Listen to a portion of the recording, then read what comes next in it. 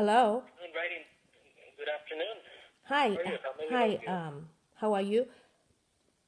I am calling for. Thanks. Oh, thank you. I'm calling for a question. Um, I got hold of a book, a Watchtower publication, which was printed in 1920. It's called "The Million Now Living Will Never Die," and this is not a replica or reproduction. This is the actual original, which is in okay condition. So I was talking to the other brother that how does that work? I mean, the people back in 1920 they thought that was the current information, and now we have the latest JW broadcasting September. That is a new definition for the overlapping generation. It defines what is the contemporaries.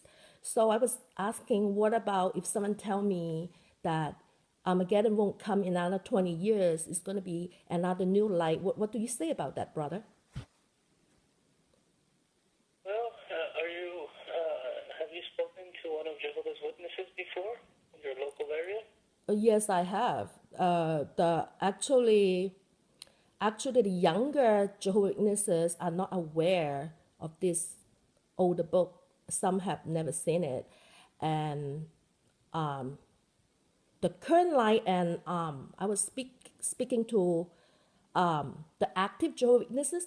They really don't understand because it's based on brother Fred Friend's lifespan. It was like it has something to do with his lifespan. So I'm just calling to ask you, would would Armageddon I mean, it's not going to happen in another 20 years. So what do you make of that? Because in the 2014 memorial I attend, the brother up at the platform was saying, oh, this might be the last memorial because it's been 100 years. So I'm just calling to see what's your input on that. Well, so you are familiarized with Jehovah's Witnesses. You're not a newly interested person, correct? Uh, no, I'm not. I'm familiar with it because I got baptized like many years ago, 3 decades ago, and I was inactive, and I'm trying to come back, and then I'm trying to make sure I'm gonna stay this time. So I need to clear all this doubt in my mind. So you, when inactive, you were baptized at one point. So you are still I did not stay never long. disfellowshipped, or No, would no, you I just? was never disfellowship.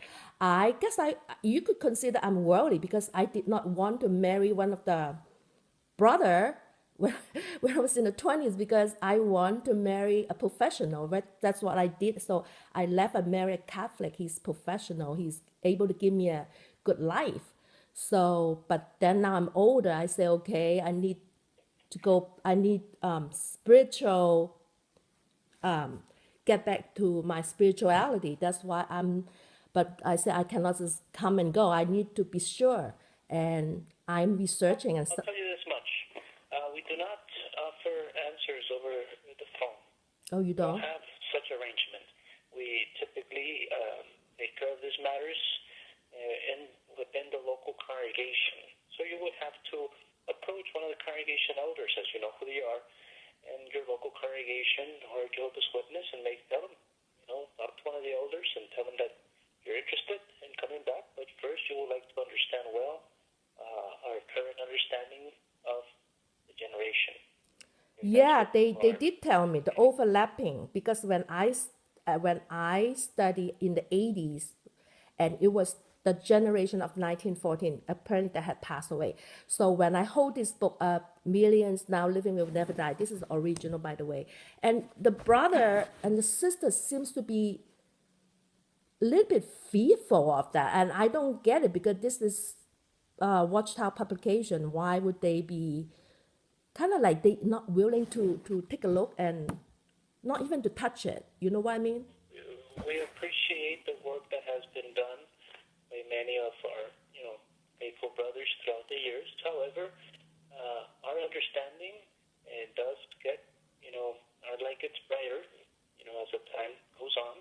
And what we believed at one point might not longer reflect what we understand now.